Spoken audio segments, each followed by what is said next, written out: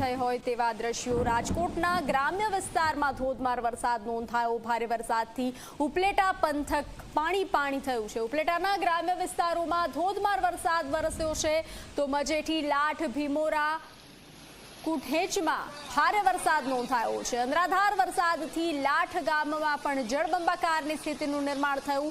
લાઠ ગામમાં કેડસમાં પાણી ફરી વળ્યા છે।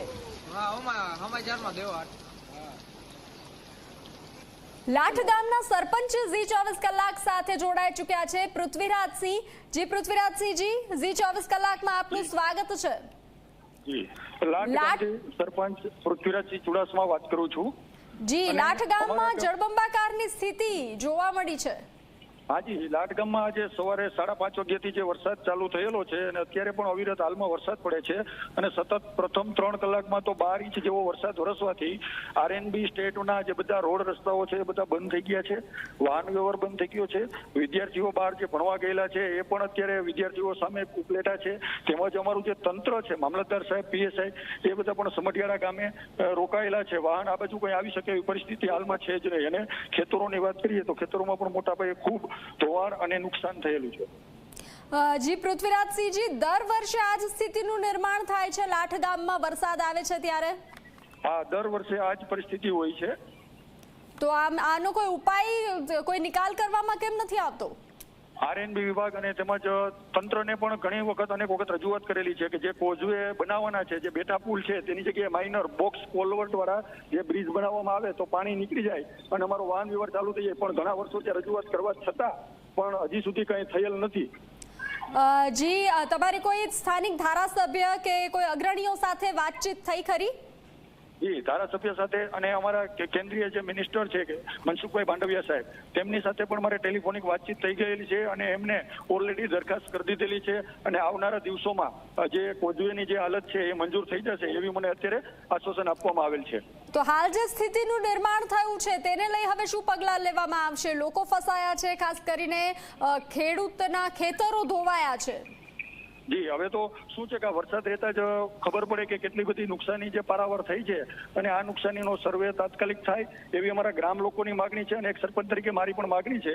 અને આવનારા દિવસોમાં જે મજૂરો અત્યારે જે વાડીમાં ફસાયા છે એને અમે જેટલા આવી શકાય એટલા મજૂરોને જે અહીંયા પટેલ સમાજની વાડી છે તેમજ બીજી અન્ય સમાજોની વાડી છે તેમાં સ્થળાંતર કરવામાં આવ્યા છે। જી, ખાસ કરીને આટલું બધું પાણી ભરાયેલું જોવા મળે છે, જળબંબાકારની સ્થિતિ, તો માલઢોરને લઈ અને શું વ્યવસ્થા કરવામાં આવી છે? માલઢોર તો જે અત્યારે જે પરિસ્થિતિમાં છે પરિસ્થિતિમાં રહી ગયા છે, કારણ કે સવારે 5:30 વરસાદ ચાલુ થયો અને અચાનક વિચારી પણ ના શક્યો એટલો વરસાદ પડી ગયો છે। એના લીધે માલઢોરને જેટલું બચાવાય એટલું બચાવી શક્યા છીએ અમે। જી પૃથ્વીરાજસિંહજી, આપ ઝી 24 કલાક સાથે જોડાયા, આપનો આભાર। તો વધુ વિગતો આપી રહ્યા છે દિનેશ, સંવાદદાતા જોડાઈ ચૂક્યા છે। જી દિનેશ, જળબંબાકારની સ્થિતિનું નિર્માણ થયું છે લાઠ ગામમાં, ખાસ કરીને સરપંચ સાથે વાત થઈ તો તેઓ પણ કહી રહ્યા છે કે હર વર્ષે આવી જ સ્થિતિનું નિર્માણ થાય છે। શું છે વધુ જાણકારી? ચોક્કસમાં જણાવી દઉં કે લાઠ ગામમાં સવારથી પડેલા ભારે વરસાદને પગલે લાઠથી જે સંપર્ક વિહોણો થઈ ગયો। દર વર્ષે આ છે તે જે સ્થિતિ સર્જાય છે, જે પાટણનું જે પાણી છે તે દર વર્ષે આ સમઢિયાળાથી લઈને ભીમોરાથી પાણી આવી જતા હોય છે। આ કોઝવે છે જે લેવાની માંગ કરી રહ્યા છે। આ વર્ષે એમના જણાવ્યા પ્રમાણે અત્યારે કોઝવે છે ઊંચો લેવા માટેના જે મનસુખભાઈ માંડવિયા છે એની પાસે પણ દરખાસ્ત રજૂ કરેલી, રમેશભાઈ ધડુક પાસે પણ રજૂઆત કરેલી, પણ દર વર્ષે આશ્વાસન આપવામાં આવે છે। દર વર્ષે આ જ સ્થિતિ સર્જાય છે। એ લોકો અત્યારે એ લોકોને બહાર નીકળી શકતા નથી, બહાર છે એ અંદર જઈ શકતા નથી, એવી જે દર વર્ષે આ સ્થિતિ સર્જાય છે જેને લઈને આ લોકોને ભારે હાલાકી ભોગવવી પડી રહી છે। અત્યારે જે સ્થિતિ છે, તમામ જે ખેતરો છે, જમીન છે, ક્યાંય પણ તમે જમીન કે જોવા મળી નથી રહ્યું, તમામ બેટમાં ફેરવાઈ ગયા છે। જ્યાં જુઓ ત્યાં બસ માત્ર પાણી ને પાણી જ દેખાઈ રહ્યું છે, કારણ કે જે પાણી છે પોતાને ત્યાં 10 થી 12 ઇંચ જેવો વરસાદ આવે છે, ઉપરાંત જે પાટણવા તરફથી જે પાણી આવતું હોય છે એ પણ પાણીને લઈને આ લોકોને દર વર્ષે મુશ્કેલી પડી રહી છે। જી દિનેશ, આપ જોડાયેલા રહેશો, આપની પાસેથી વધુ અપડેટ મેળવતા રહીશું। અમારે અત્યારે 3 કલાકની અંદર 12 ઇંચ વરસાદ પડી ગયો છે। તબાહી, ખેડૂતનો મોલ નિષ્ફળ ગયો છે। તાત્કાલિક સર્વે અત્યારે કોઈ અમે ફોન કર્યો તો કોઈ અધિકારી જોવાય નથી આવ્યું, કોઈનો ફોન નથી આવ્યો, બરોબર? તમે જોઈ શકો છો અમારે દઈસા જોઈ લો અત્યારે હાલની તકમાં આ ભાઈ દેશે જુઓ કેટલું પાણી છે, તબાહી મચાવી છે. અમારી હાલની તકમાં અટાણે ખેડૂતના ખેતરોમાં 4-4 ફૂટ પાણી ભર્યા છે. અમારું બધું નિષ્ફળ ગયું છે. સુખવર ખાતર બિયારણ તાત્કાલિક સર્વે કરો.